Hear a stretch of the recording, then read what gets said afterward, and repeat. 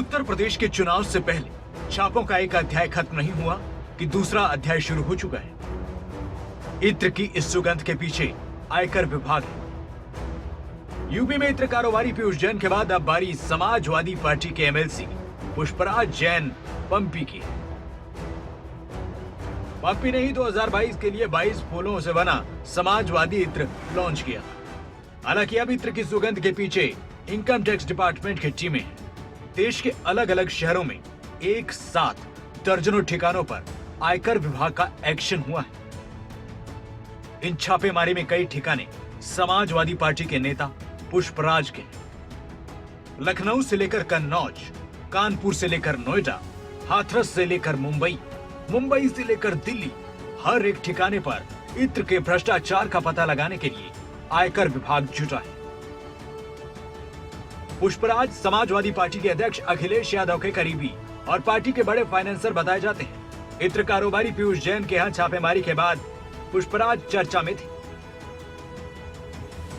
पुष्पराज जैन उर्फ पंपी जैन समाजवादी पार्टी के एमएलसी। समाजवादी इत्र के नाम से परफ्यूम रेंज लॉन्च की थी।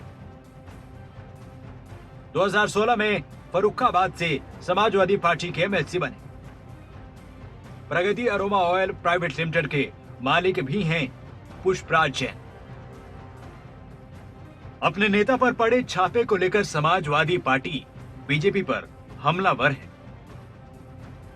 जिस प्रदेश में चुनाव होता है वहां पर ये केंद्रीय एजेंसी पहुंचती हैं, तो लग यही रहा है और अमूमन लोग यही मान रहे हैं कि विपक्ष को परेशान करने के लिए, विपक्ष को अपमानित करने के लिए ये इस तरह की एजेंसीज को भेजा जा रहा है। मैं भरोसा दिला सकता हूं कि समाजवादी विजय रथ रुकने वाला नहीं है।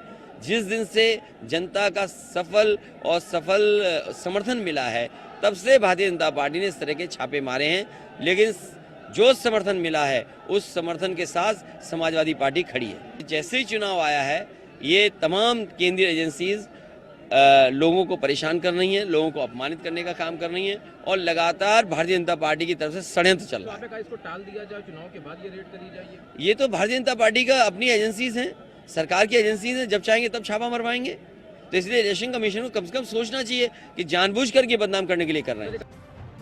उत्तर प्रदेश में कारोबारी पीयूष जैन पर कन्नौज और कानपुर में बीते दिनों जब ऐसे ही रेड हुई, तब भी समाजवादी पार्टी ने बीजेपी पर निशाना साधा था।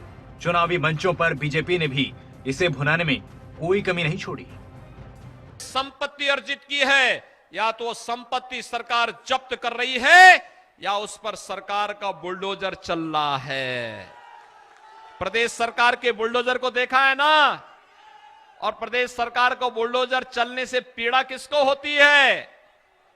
समाजवादी पार्टी को, कांग्रेस को, बहुजन समाजवादी पार्टी को, क्योंकि यही तो इन माफिया और अपराधियों के सबसे बड़े सरपरस्त थे।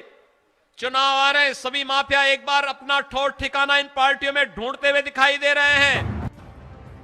पहले इत्र कारोबारी पीयूष जैन और अब समाजवादी पार्टी के नेता पंपी जैन। पीयूष जैन का नाम हर किसी की जुबान पर है।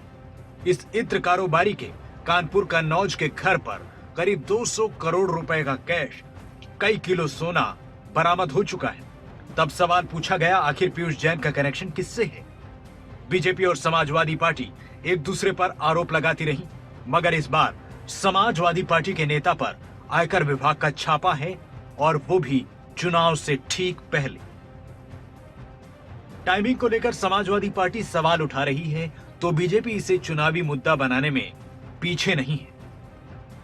न्यूज़ डेस्क रिपोर्ट, खबरें अभी तक।